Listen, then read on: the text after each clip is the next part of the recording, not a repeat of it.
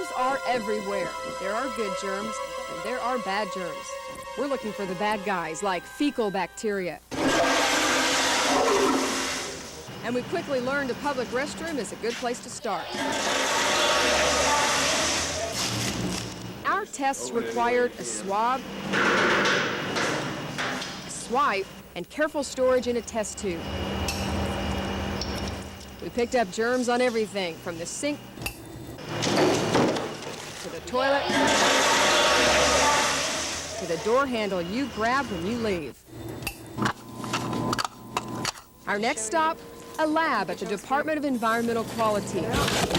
We're doing a standard play count, Experts here take days to run the tests. a coliform, Right, you start working with... We get a crash course in microbiology. and a fecal coliform and salmonella. Very few things in our life are truly sterile. You can say that again. And Think of total coliforms as a family of bacteria. Some cause disease, some don't. Fecal coliform does. fecal coliform bacteria are generally found in the intestinal tracts of warm-blooded animals. Yikes. This is not fecal coliform. This is. It lights up like a bulb. Most often you're talking about gastrointestinal problems, diarrhea, vomiting. And can make you sick. Here's something else you need to know. Fecal coliforms and other disease-carrying germs love to thrive in areas where bacteria counts are high. So let's go back to our public restroom and find fecal hotspots. The urinal handle comes out best. The bacteria count here is just a 10. But the hand dryer and toilet seat shoot up to around 100. So what do? Wash your hands with warm, soapy water.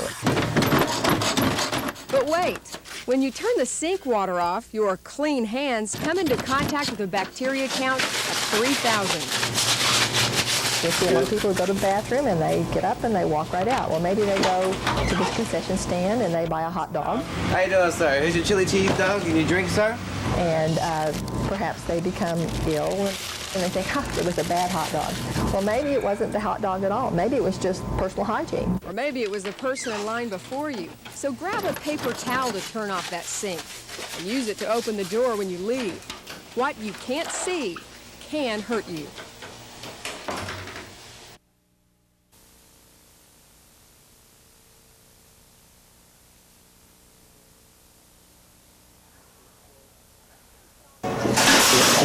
Let's go shopping for germs. How many times have you grabbed one of these to pick up pop, produce, or baby food? We put it all to the test. We're doing a standard play count. This is the Environmental Quality Lab. A lot of high-tech testing going on here. We're looking for disease-carrying germs like fecal bacteria, E. coli, salmonella. And here's what we found at the grocery store. Some very high bacteria counts, places where disease-carrying germs like to hang out. These apples didn't do bad. The bacteria count is around 60, but it gets worse. The baby food lid hit 600. The grocery cart handle, 1,000. And what tested the worst? Watermelon, with a bacteria count of 5,200. You wash the salad. You wash your fruit before you eat it. You can count on that. Now let's head to the park for a lesson on moisture. This grill is nasty. But what you see isn't always what you get. It didn't test bad at all. What did is the park fountain. We tested a couple, and this one topped the list with a bacteria count of 3,600. Disease-carrying fecal coliforms thrive in moisture and can ruin a picnic. Most often you're talking about gastrointestinal problems, diarrhea, vomiting. We didn't find fecal coliforms at this park, but we did learn if conditions are right, sitting down to fecal on a picnic table isn't unheard of. You'll be glad to know these toys, and even the handle on the slide, tested the lowest for bacteria.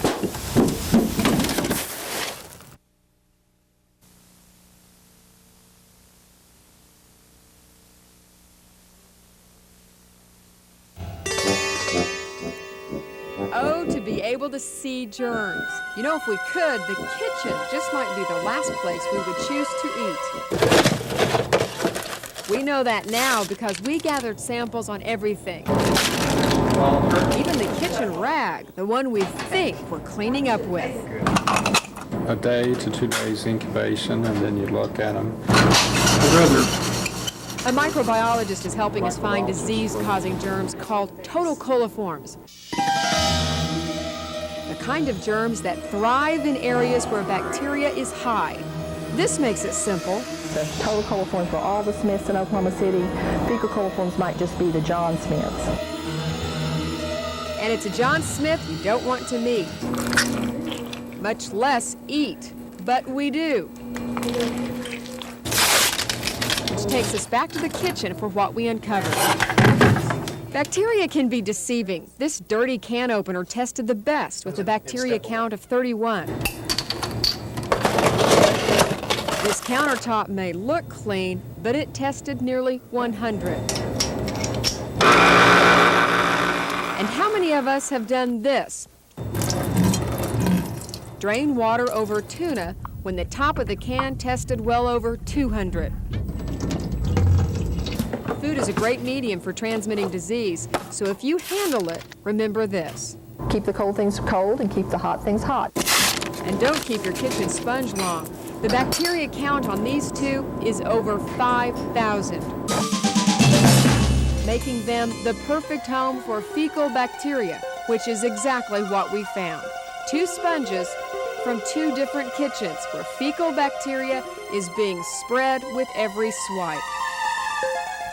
Top of 8 News, Ranger 9. Now let's check out the office.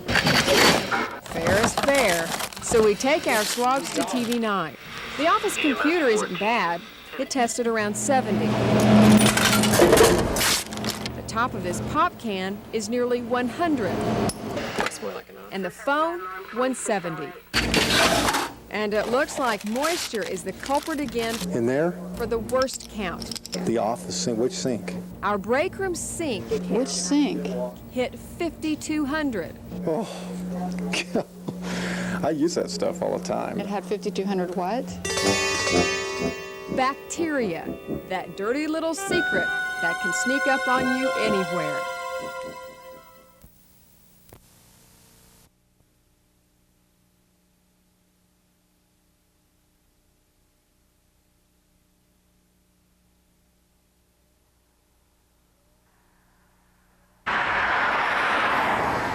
Nick! Who's Nick?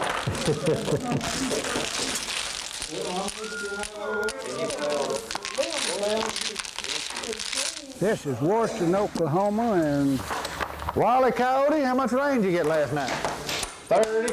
We just all come to town, and then we come up here to Domino Hall where they can't run us out. Come on, Ben, get out there. It won't hurt long.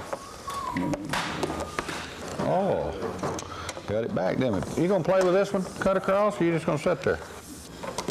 That's what it's all about. That's why we get in there, so we can just say what we please to one another and go on with one another. Better have me a dime. You're the same place I seen you last week. It's my residence. 15 in. Yep. You're just about out of the picture. Kind of like that Dennis Keith in there. What'd we get? 25? I thought we pretty well had that one when we started. Me and him growed up together and run around together. Yeah, where they used to be. And that Dennis Keith now, I hate to brag on him. I don't care what. When to walk away, know when to run. Look at there. And well, he'd been running them blanks, so. But he is excellent. And old Lem Nelson sitting there. Next, who's next? I guess him and Dennis are about the best 2 in there, but We sure don't want them to know it. Well, what are you going to do about You're it? gonna take it. Can you play? You see how I reversed that? The reason I like it so well because I'm retired and I like to stay busy. He took a nickel. Out of here. Oh, no.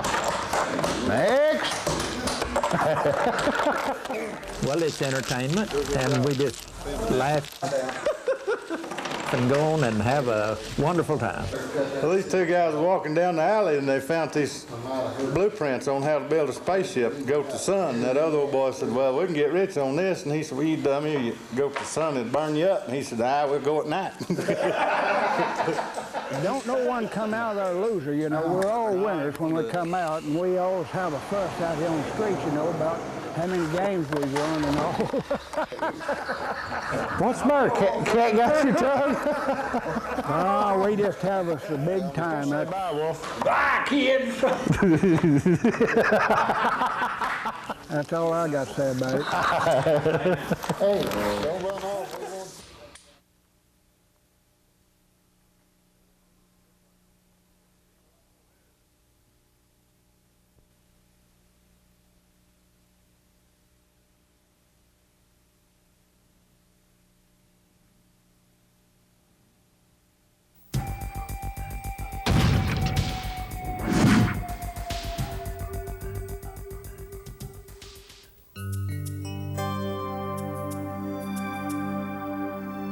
This is the Training Ground, an inner-city school in Houston. Introduce yourselves. We are the Photojournalist, sir. Five. It is also at the front line of Chuck Norris's private war. We work with 6th, 7th, 8th grade level kids, because at that age is when these kids are at a crossroads in their lives, and what direction they're going to go, good or bad. And if we can catch them then we can maybe put them on the right path. Tashaka Patterson and Tam Tran have been caught up in the safety net that is Chuck's Kick Drugs Out of America program. Good, Tam. Follow up that side kick. Follow up. 3 years ago, both were standing at that crossroads, wondering which way to turn. Good. Caught you with that side kick. All right. He's been working on it. If I wouldn't have got involved in this program, I would have been hanging with the wrong crowd, getting in a lot of trouble. Probably join the wrong crowd and mess with bad stuff. Like, I used to be real bad in elementary school. Ready and 4. There you go. Most of these kids didn't. Now they have to. The cheap thrill of doing something wrong has been replaced by the satisfaction of doing something right.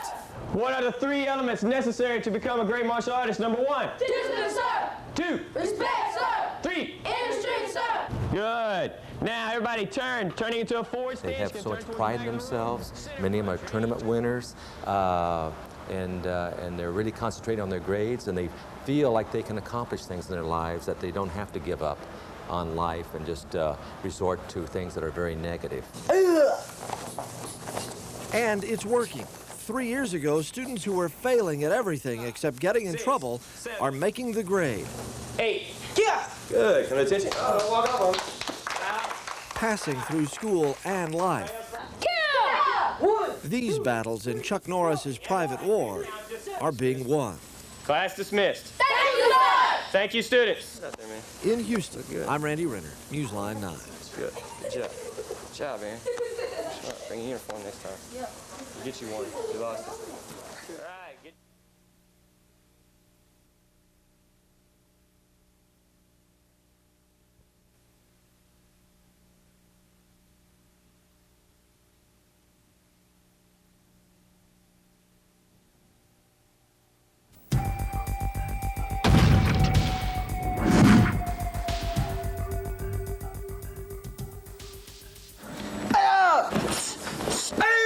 As soon as you do your counter and he stops, you immediately go in.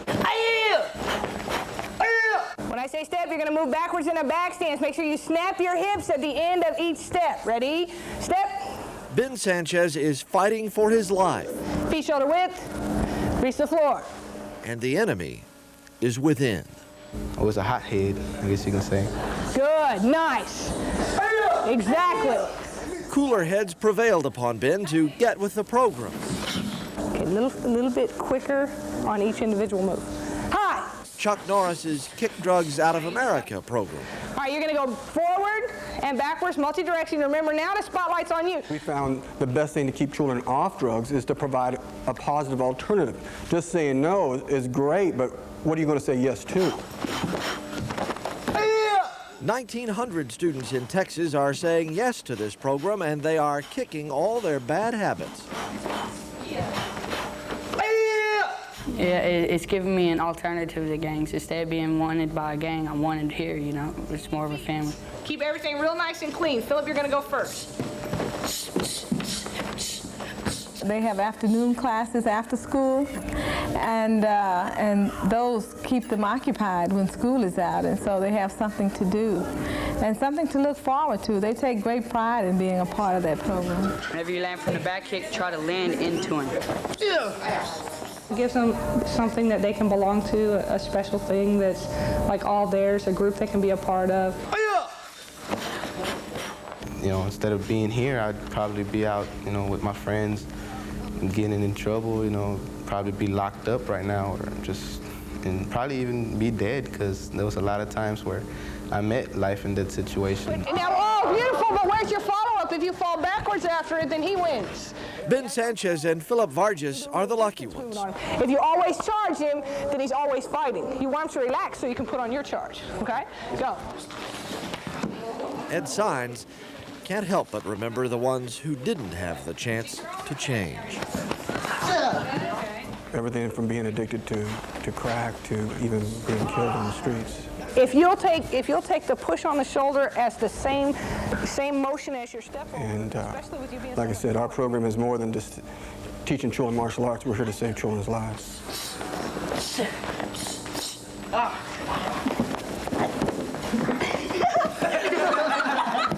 In Houston, I'm Randy Renner, Newsline 9.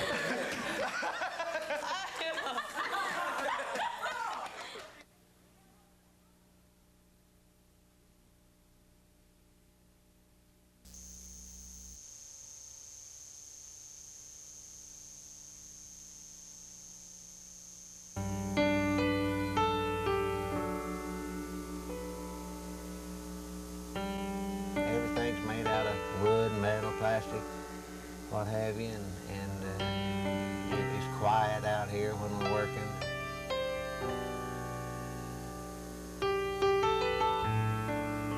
Well, when I started, you just got you a couple of pieces of wood and a good sharp pocket knife and made you a model airplane.